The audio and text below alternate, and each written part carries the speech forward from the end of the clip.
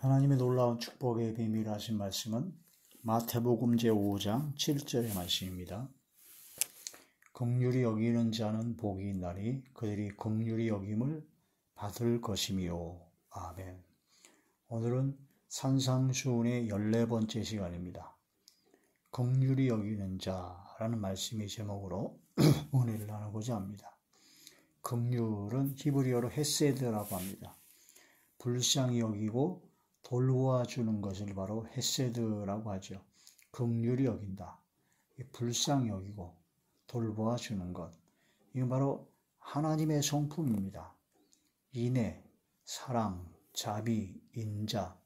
하나님께서는 우리를 불쌍히 여기시고 우리가 불쌍히 여기시만 하는 것이 아니라 돌보아 주셨습니다. 그래서 예수님을 보내사 우리를 구원하시고 영생의 자리에 들어갈 수 있도록 길을 열어주셨죠. 바로 하나님의 성품, 하나님의 인애와 사랑과 자비와 인자로 불쌍히 여기는 하나님의 은혜로 사랑으로 돌보아 주시는 겁니다. 지금도 예수님을 믿는 믿음으로 구원받아 하나님의 자녀들에게 성령님을 보내셔서 또 우리를 항상 불쌍히 여겨주시고 늘 돌보아 주시는 하나님의 사랑과 은혜와 긍휼하심을 항상 힘입어야 된다 하는 그런 말씀이 되는 것이죠. 하나님께서는 인애를 원하고 제사를 원치 아니하십니다. 번제보다 하나님 아는 것을 원하신다고 하셨습니다. 바로 인애는 바로 긍휼이죠. 호세아 제6장 6절의 말씀. 나는 인애를 원하고 제사를 원하지 아니하며 번제보다 하나님을 아는 것을 원하노라. 아멘. 똑같이 이 말씀을 인용하시면서 예수님께서 바로 긍휼을 원하고 제사를 원하지 않으시는 그 뜻이 무엇인지를 배우라. 그것이 예수님께서는 죄인을 부르러 오셨다라고 말씀을 하셨습니다. 마태복음 제9장 13절의 말씀입니다. 마태복음 제9장 13절의 말씀. 너희는 가서 내가 긍휼을 원하고 제사를 원하지 아니하노라 하신 뜻이 무엇인지 배우라. 나는 의인을 부르러 온 것이 아니요 죄인을 부르러 왔노라 하시니라. 아멘. 그래서 긍휼을 원하고 바로 인애를 원하고 하나님을 아는 것을 원하시는 하나님, 제사를 원치 아니하시는 그 뜻이 무엇인지를 좀 배우라는 겁니다. 그것이 예수님께서는 바로 죄인을 부르러 오셨다. 죄인을 부르러 오셨다. 그래서 세상 죄를 지고 가는 하나님의 어린 양으로서 죄인을 구원하시기 위해서 이 땅에 오신 것이다. 율법, 성경 말씀이 율법의 가장 중요한 것을 세 가지로 꼽으라고 그러면 주님께서는 말씀하십니다. 정의, 긍휼, 믿음이라고 말씀하십니다. 정의로워야 되고 긍휼을 베풀어야 되고 믿음으로 나아가야 된다. 그래서 그 산상수훈에서 8가지 복이 있다 하신 말씀에서 첫 번째는 심령이 가난한 자, 그 다음에 애통하는 자, 그 다음에 온유한 자, 그 다음에 네 번째가 의에 줄이고 목마른 자였습니다.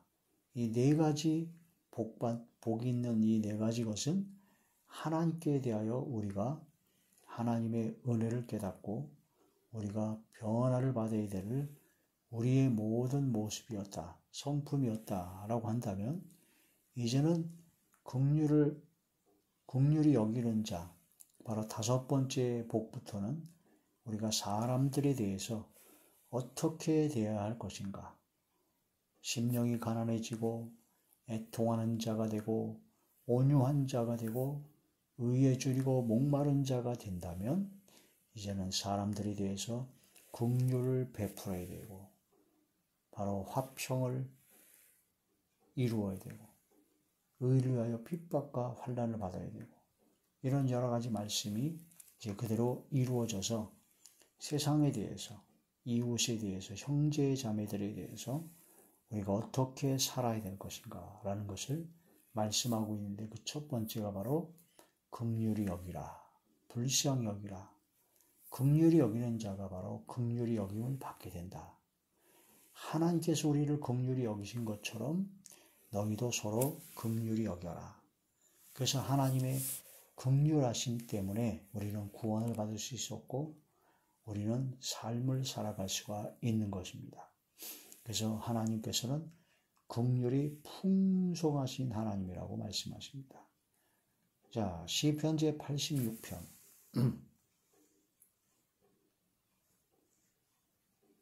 시편 제86편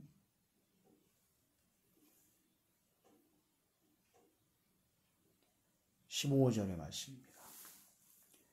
그러나 주여 주는 긍휼히 여기시며 은혜를 베푸시며 노하기를 더디하시며 인자와 진실이 풍성하신 하나님이시오니.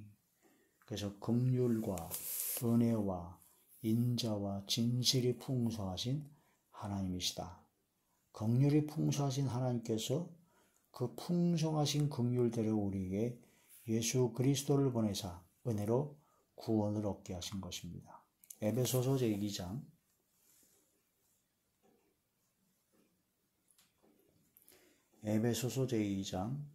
4절에서 5절의 말씀입니다. 긍휼이 풍성하신 하나님이 우리를 사랑하신 그 큰 사랑을 인하여 허물로 죽은 우리를 그리스도와 함께 살리셨고 너희는 은혜로 구원을 받은 것이라.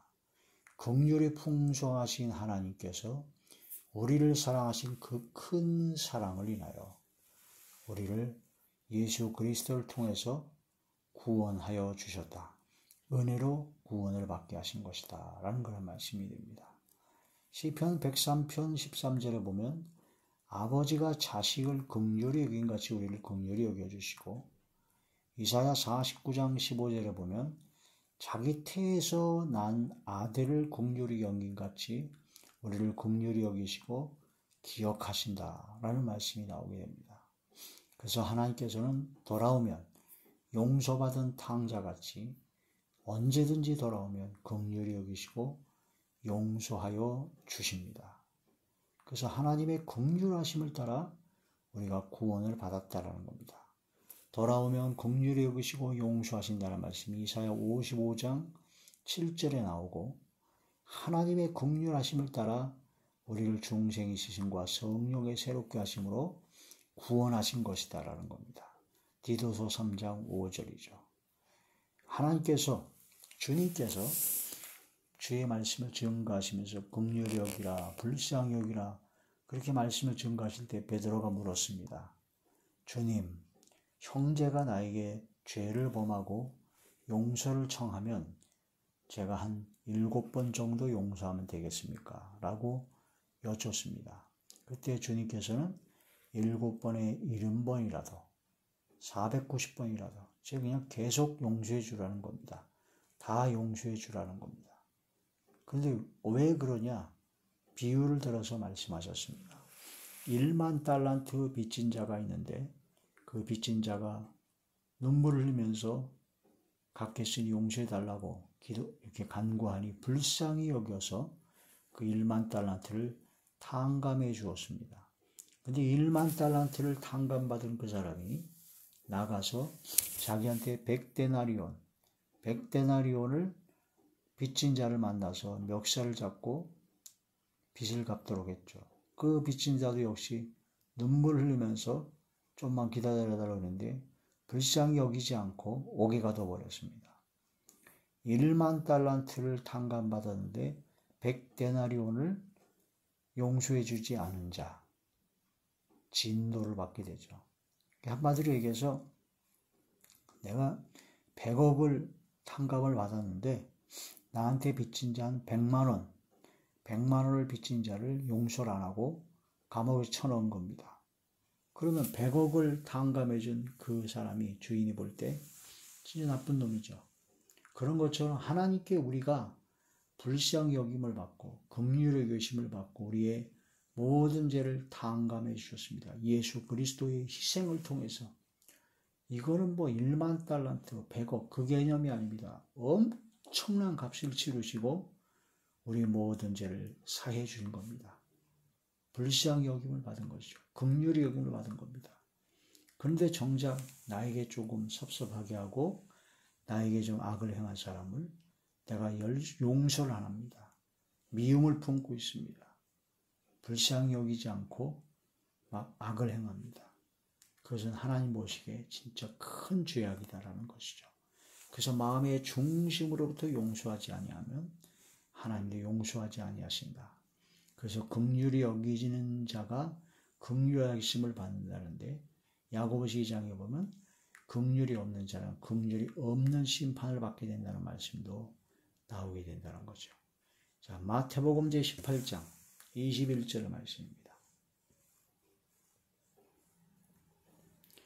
마태복음 제18장 21절 그때 베드로가 나와 이르되 주여 형제가 내게 죄를 범하면 몇 번이나 용서하여 주리이까 7번까지 하오리이까 예수께서 이르시되 내게 이르노니 7번뿐 아니라 7번을 70번까지라도 할지니라.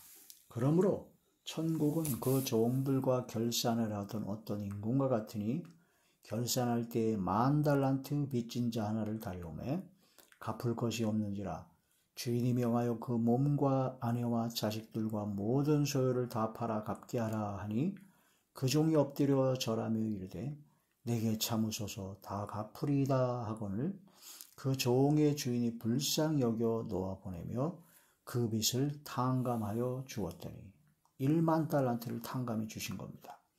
28절 그 종이 나가서 자기에게 100데나리온 빚진 동료 한 사람을 만나 붙들어 목을 잡고 이르되 빚을 갚으라 하매 그 동료가 엎드려 간구하여 이르되 나에게 참아주소서 갚으리이다 하되 허락하지 아니하고 이에 가서 그가 빚을 갚도록 옥에 가두오늘 10,000달란트를 탕감받았는데 100데나리온을 용서하지 않은 겁니다. 31절 그 동료들이 그것을 보고 몹시 딱하게 여겨 주인에게 가서 그 일을 다 알리니 이에 주인이 그를 불러다가 말하되 악한 종아 네가 빌기에 내가 내 빚을 전부 탕감하여 주었거늘 내가 너를 불쌍히 여긴 같이 너도 네 동료를 불쌍히 여김이 마땅하지 아니하냐고. 이게 바로 33절이죠. 내가 너를 불쌍히 여김과 같이 너도 내 동료를 불쌍히 여김이 마땅하지 아니하냐 하고 주인이 놓아여 그 빚을 다 갚도록 그를 옥졸들에게 넘기니라. 35절 너희가 각각 마음으로부터 형제를 용서하지 아니하면 나의 하늘 아버지께서도 너희에게 이와 같이 하시리라. 그의 마음의 중심으로부터 용서를 해야 하나님께서 용서해 주신다는 겁니다. 긍휼히 여기는 자가 바로 복이 있다.